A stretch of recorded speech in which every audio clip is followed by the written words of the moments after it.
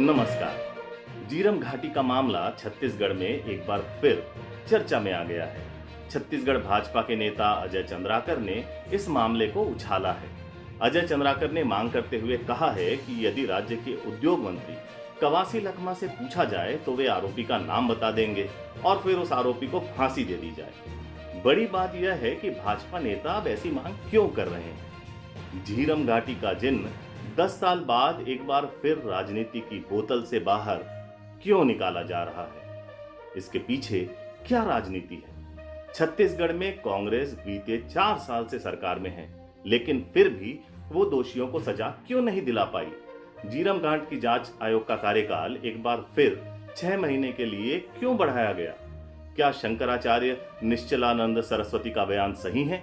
इन सारे मुद्दों पर हम आपके सामने कुछ आश्चर्यजनक तथ्य रखने वाले हैं, तो बने रहिए हमारे चैनल द वॉइसेस में आखिर तक। चलिए पहले आपको हम यह बता देते हैं या ये कहें कि याद दिला देते हैं कि झीरम घाटी में क्या हुआ था। 25 मई 2013 को बस्तर के गांव दरभा के झीरम घाटी में नक्सलियों द्वारा राजनेताओं पर देश का सबसे घातक हमला किया गया था। इस नक्सली हमले में कांग्रेस पार्टी के कई वरिष्ठ नेता मारे गए थे। नक्सलियों ने झीरम में छत्तीसगढ़ कांग्रेस के तत्कालीन अध्यक्ष नंद कुमार पटेल, उदय मुदलियार जैसे कई बड़े नेताओं की हत्या कर दी थी। पूर्व केंद्रीय मंत्री विद्याचरण शुक्ल भी इसी हादसे में गंभीर रूप से घायल हुए थे, जिनकी इलाज के दौरान बाद में मौत हो गई थी। 3 महीने और 15 दिन बाद इस विभत्स और खौफनाक नक्सली हमले को 10 साल पूरे हो जाएंगे। छत्तीसगढ़ में अब यह मामला दोबारा तूल पकड़ रहा है। अब चूंकि इसी साल मतलब 2023 में छत्तीसगढ़ में विधानसभा के चुनाव भी होने वाले हैं, तो इस मामले का दोबारा तूल पकड़ना भी लाजमी ही है। एक महत्वपूर्ण बात यह है कि भाजपा के रमन सिंह इस हमले के बाद हुए विधानसभा चुनावों में जीतकर फिर से मुख्यमंत्री बने और उन्होंने अगले 5 साल तक राज भी किया। फिर भी न तो भाजपा के डॉक्टर रमन सिंह और न ही भूपेश बघेल, जो पिछले 4 साल से छत्तीसगढ़ के मुख्यमंत्री हैं, इस आयोग के जरिए ही सही आरोपियों तक नहीं पहुंच पाए और न ही अपने पूर्व सहयोगियों की बर्बर हत्या का प्रतिशोध ले पाए। तो सवाल ये उठता है कि क्या भाजपा और कांग्रेस दोनों सरकारों में इस मामले की तह तक जाने की कोई मंशा नहीं रही?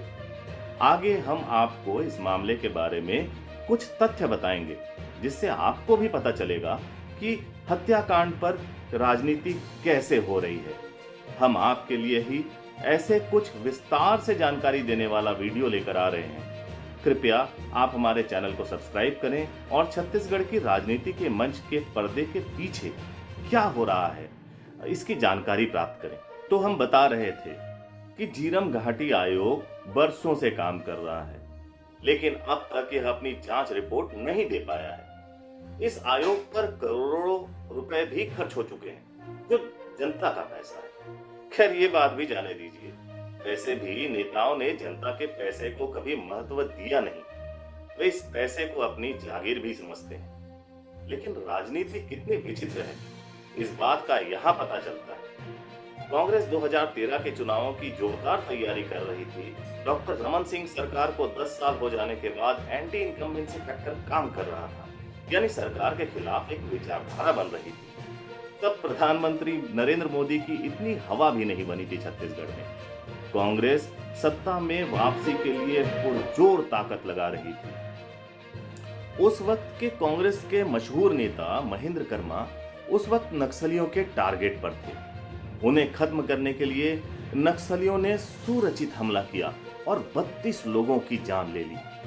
इसमें कांग्रेस नेताओं के साथ महेंद्र कर्मा की भी बर्बर तरीके से हत्या हुई थी।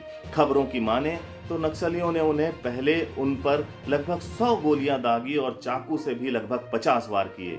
कहा गया कि बाद में नक्सलियों ने उनकी मृतदेह पर नाचा भी था। इतनी क्रूर हत्या होने के बाद भी किसी भी सरकार का खून खौल उठता। आज कांग्रेस के नेता नक्सलियों का टारगेट हैं, तो कल भाजपा के नेता भी हो सकते हैं। इस बात को नजरअंदाज कर डॉक्टर रमन सिंह ने सत्ता में आने के बाद झीरम घाटी आयोग की जांच को समयबद्ध तरीके से नहीं चलाया। उनके बाद आए डॉक्टर भूपेश बघेल इस हत्या का बदला लेंगे और नक्सलियों में डर का माहौल पैदा करेंगे, ऐसी आशा थी।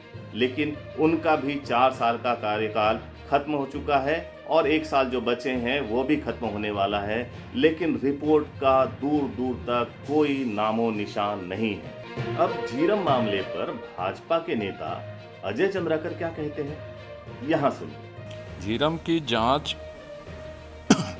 और झीरम का सत्य तो सामने है। जांच आयोग बनाने की जरूरत नहीं थी, लेकिन कांग्रेस को राजनीति करनी।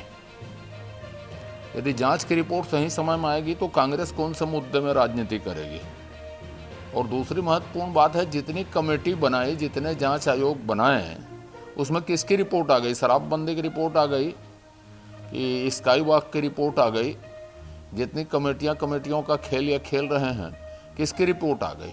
और क्या जानना, जब प्रत्यक्षदर्शी कांग्रेस सरकार में मंत्री है, उनसे सारी बात पूछ लेना क्या घटना घटी है, इस्तीफा दिलवा के। नाटक क्यों कर रहे हैं? प्रत्यक्षदर्शी है, घटना में शामिल हैं,